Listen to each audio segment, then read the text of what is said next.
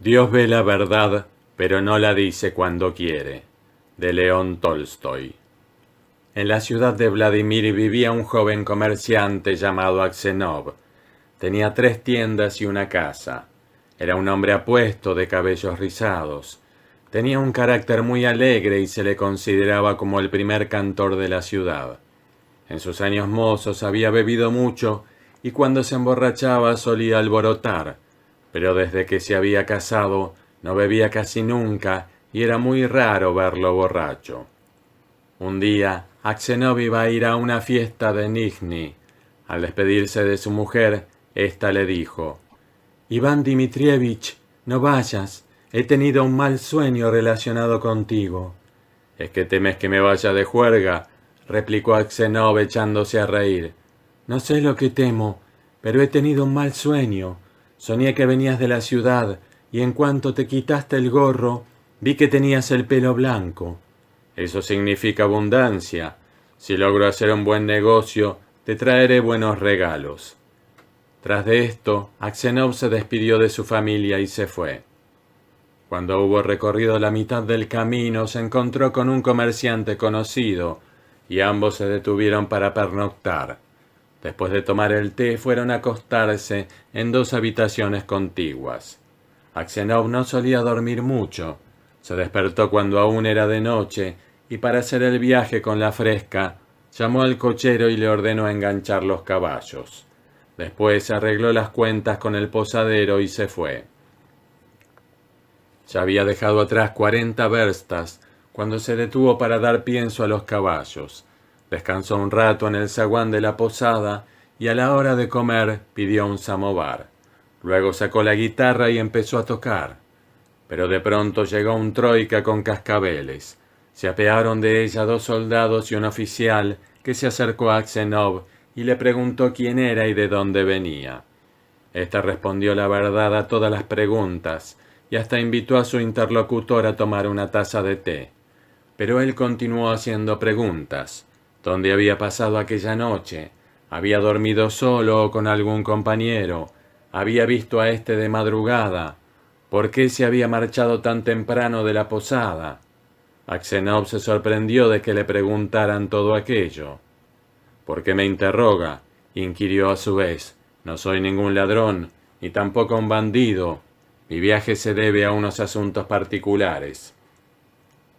«Soy jefe de policía, y te pregunto todo esto porque encontraron degollado al comerciante con el que pasaste la noche», replicó el oficial. «Quiero ver tus cosas», añadió después de llamar a los soldados y de ordenarles que lo registraran de arriba abajo. Entraron en la posada y revolvieron las cosas de la maleta y del saco de viaje de Aksenov. De pronto, el jefe de policía encontró un cuchillo en el saco. «¿De quién es esto?», exclamó. Aksenov se horrorizó al ver que habían sacado un cuchillo ensangrentado de sus cosas. «¿Por qué está manchado de sangre?», preguntó el jefe de policía. Aksenov apenas pudo balbucir lo siguiente. Yo no sé, no es mío». «De madrugada han encontrado al comerciante degollado en su cama. La pieza donde ustedes pernoctaron estaba cerrada por dentro y nadie ha entrado en ella, salvo ustedes 2. Este cuchillo ensangrentado estaba entre tus cosas y además, por tu cara, se ve que eres culpable. Dime cómo lo has matado y qué cantidad de dinero le quitaste». Aksenov juró que no había cometido ese crimen, que no había vuelto a ver al comerciante después de haber tomado el té con él, que los 8.000 rublos que llevaba eran de su propiedad y que el cuchillo no le pertenecía. Pero al decir esto, se le quebraba la voz, estaba pálido y temblaba de pies a cabeza como un culpable. El jefe de policía ordenó a los soldados que ataran a Aksenov y lo llevaran a la troika. Cuando lo arrojaron en el vehículo con los pies atados, se persignó y se echó a llorar. Le quitaron todas las cosas y el dinero y lo encerraron en la cárcel de la ciudad más cercana.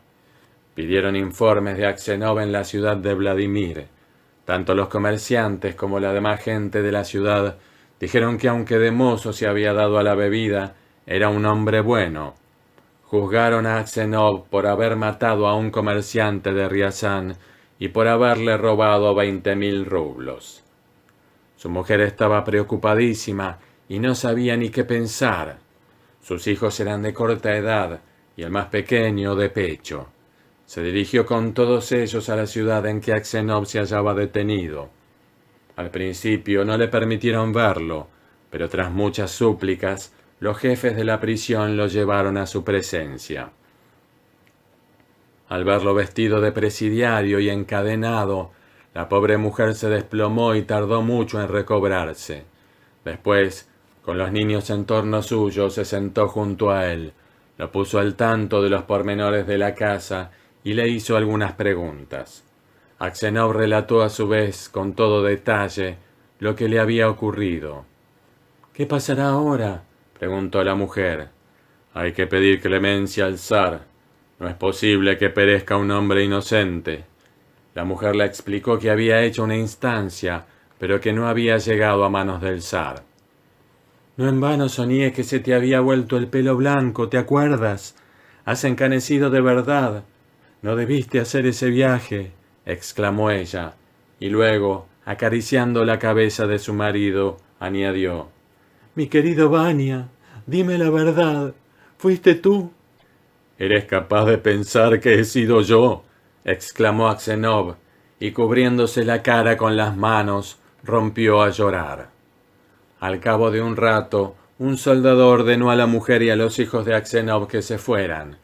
Esta fue la última vez que Aksenov vio a su familia. Posteriormente recordó la conversación que había sostenido con su mujer y que también ella había sospechado de él, y se dijo: «Por lo visto, nadie, excepto Dios, puede saber la verdad. Solo a Él hay que rogarle, y solo de Él esperar misericordia». Desde entonces dejó de presentar solicitudes y de tener esperanzas. Se limitó a rogar a Dios. Lo condenaron a ser azotado y a trabajos forzados. Cuando le cicatrizaron las heridas de la paliza, fue deportado a Siberia en compañía de otros presos. Vivió 26 años en Siberia. Los cabellos se le tornaron blancos como la nieve y le creció una barba larga, rala y canosa. Su alegría se disipó por completo. Andaba lentamente y muy encorvado y hablaba poco. Nunca reía y a menudo rogaba a Dios.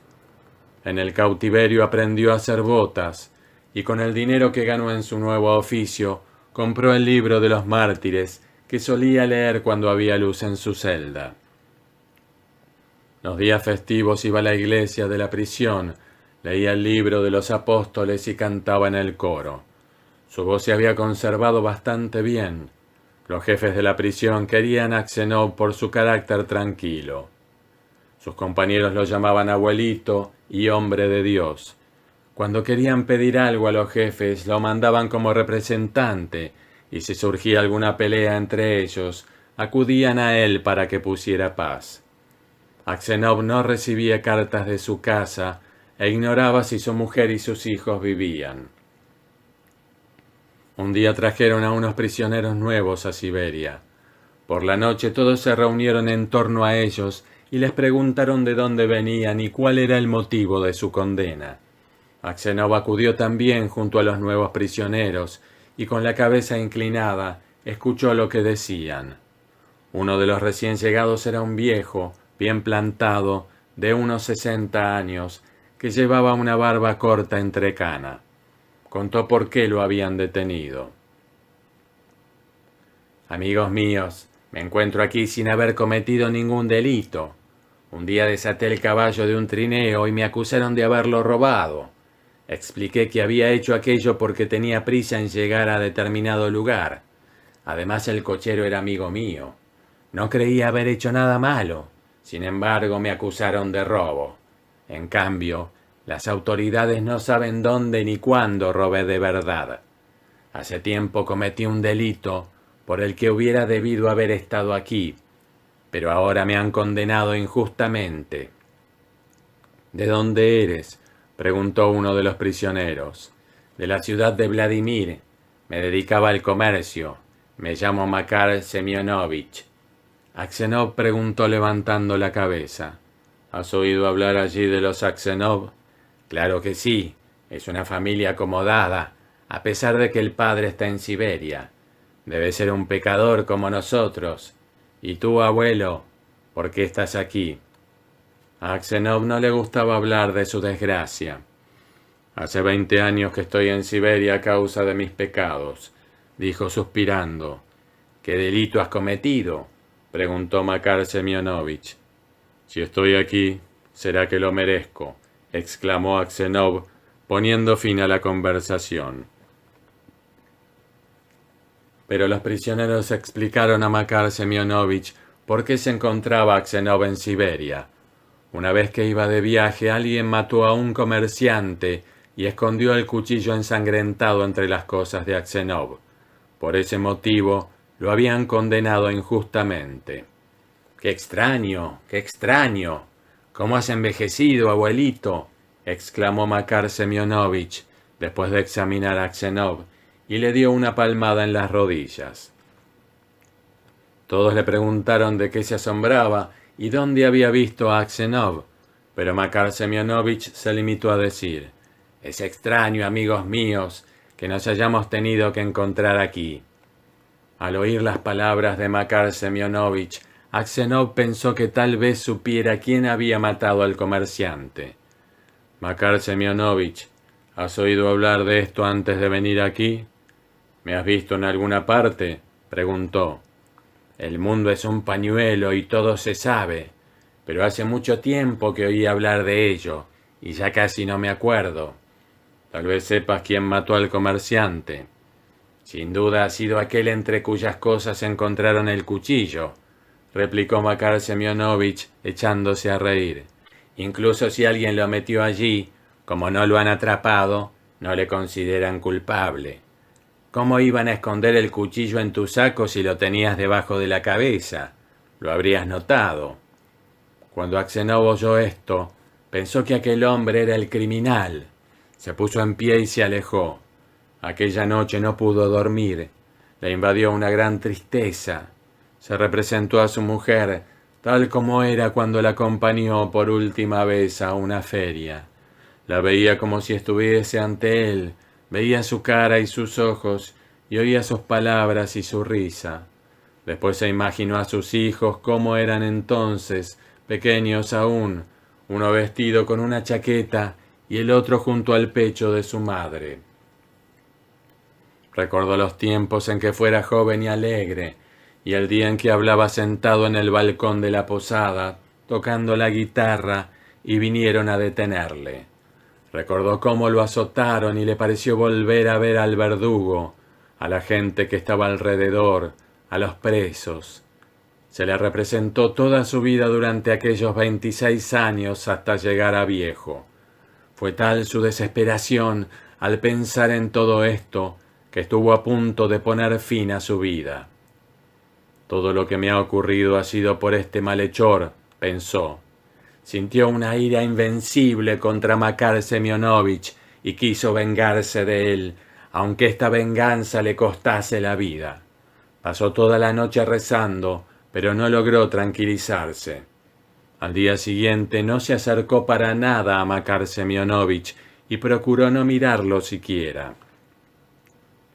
Así transcurrieron 2 semanas. Aksenov no podía dormir y era tan grande su desesperación que no sabía qué hacer. Una noche empezó a pasear por la sala. De pronto vio que caía tierra debajo de un catre. Se detuvo para ver qué era aquello.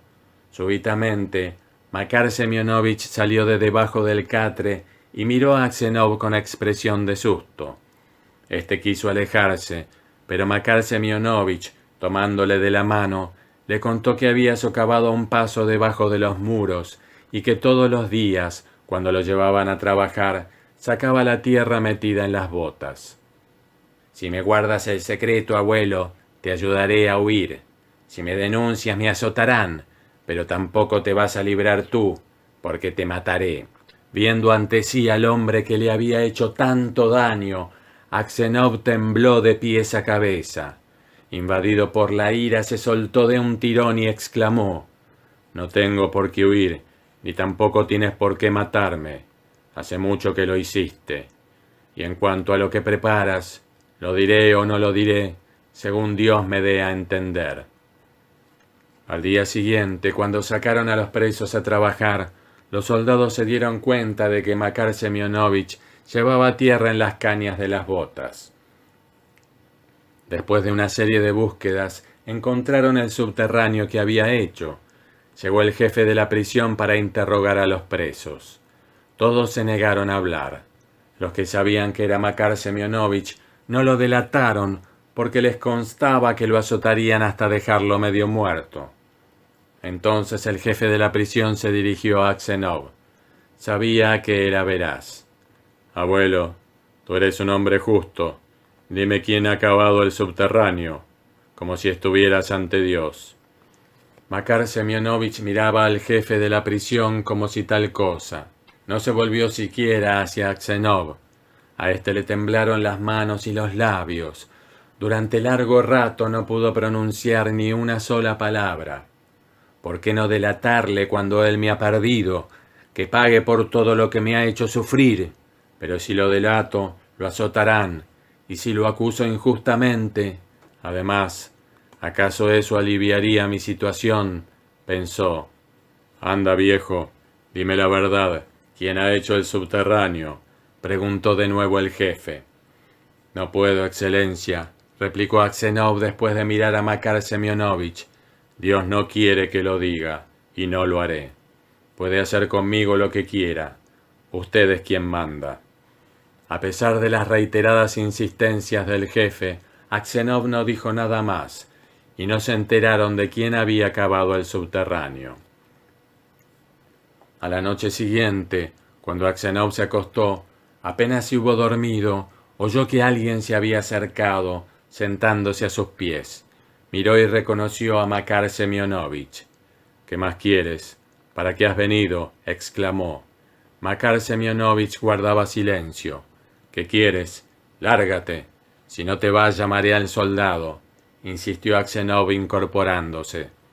Makar Semyonovich se acercó a Aksenov y le dijo en un susurro: «Iván Dmitrievich, perdóname». «¿Qué tengo que perdonarte?». «Fui yo quien mató al comerciante y quien metió el cuchillo entre tus cosas. Iba a matarte a ti también, pero oí ruido fuera. Entonces oculté el cuchillo en tu saco y salí por la ventana». Aksenov no supo qué decir. Makar Semyonovich se puso en pie e inclinándose hasta tocar el suelo exclamó: «Iván Dmitrievich, perdóname, perdóname, por Dios. Confesaré que maté al comerciante y te pondrán en libertad. Podrás volver a tu casa». «Qué fácil es hablar. ¿Dónde quieres que vaya ahora? Mi mujer ha muerto probablemente, y mis hijos me habrán olvidado. No tengo a dónde ir». Sin cambiar de postura, Makar Semyonovich golpeaba el suelo con la cabeza, repitiendo: «Iván Dmitrievich, perdóname. Me fue más fácil soportar los azotes cuando me pegaron que mirarte en este momento. Por si es poco, te apiadaste de mí y no me has delatado. Perdóname en nombre de Cristo.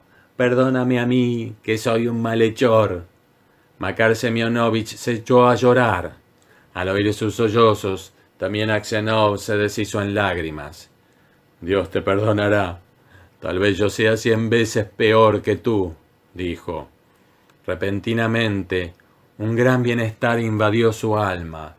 Dejó de añorar su casa. Ya no sentía deseos de salir de la prisión.